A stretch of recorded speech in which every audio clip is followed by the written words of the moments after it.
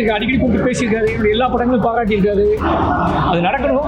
நடந்தால் என்னோட படைப்பு இப்படி தான் இருக்கும், என்னோட கதைகள் இப்படி தான் இருக்கும், என்னோட வேலை செய்கிறது இப்படி தான் இருக்கும். என்னோட எல்லா விஷயத்தையும் நம்பி அவர் வந்தாருன்னா அவர் நம்பிக்கை நான் காப்பாற்றுறதுக்கு மாதிரி படங்கள் பண்ணுவேன். என்னோட எல்லா விஷயத்தையும் நம்பி அவர் வந்தாருன்னா அவர் நம்பிக்கை நான் காப்பாற்றுறதுக்கு மாதிரி படங்கள் பண்ணுவேன்.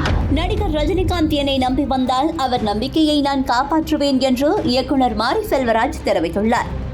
இயக்குனர் மாரி செல்வராஜ் இயக்கத்தில் உருவாகியுள்ள பைசன் திரைப்படம் திரையரங்குகளில் வெற்றிகரமாக ஓடி வருகிறது.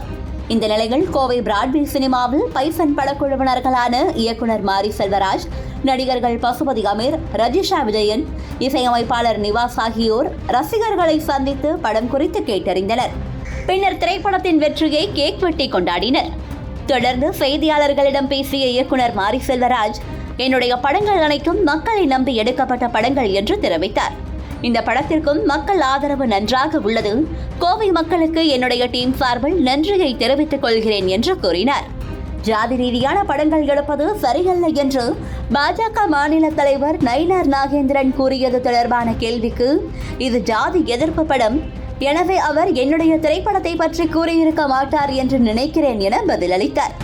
சூப்பர் ஸ்டார் ரஜினிகாந்தை வைத்து படம் எடுக்க வாய்ப்புள்ளதா என்று செய்தியாளர்கள் கேள்வி எழுப்பினர். அதற்கு பதிலளித்த அவர், என்னுடைய படங்கள் இவ்வாறு இருக்கும், என்னுடன் வேலை செய்வது இவ்வாறுதான் இருக்கும் என்று என்னை நம்பி அவர் வந்தால் அவருடைய நம்பிக்கையை நான் காப்பாற்றுவேன், அது போன்ற படத்தை நான் எடுப்பேன் என பதிலளித்தார்.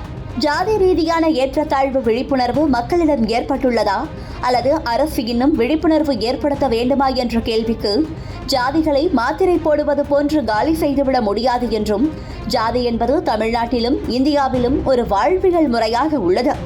இதனை மாற்றுவதில் நான் மட்டுமல்ல, அரசியல்வாதிகள், பல எழுத்தாளர்கள், பேச்சாளர்கள், கவிஞர்கள் என பலரும் ஜாதிக்கு எதிராக வேலை செய்து கொண்டேதான் இருக்கிறார்கள்.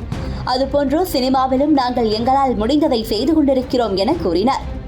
அனைத்து படங்களிலும் ஒரு விலங்கை குறிப்பிட்டு அதனை கொல்வது போன்று படம் எடுக்கப்படுவது குறித்தான கேள்விக்கு, மனிதனை கொல்வதற்கு பயமாக உள்ளது, கமர்ஷியல் படங்களில் எவ்வளவு மனிதர்களை கொன்றாலும் யாரும் கேள்வி கேட்க மாட்டார்கள்.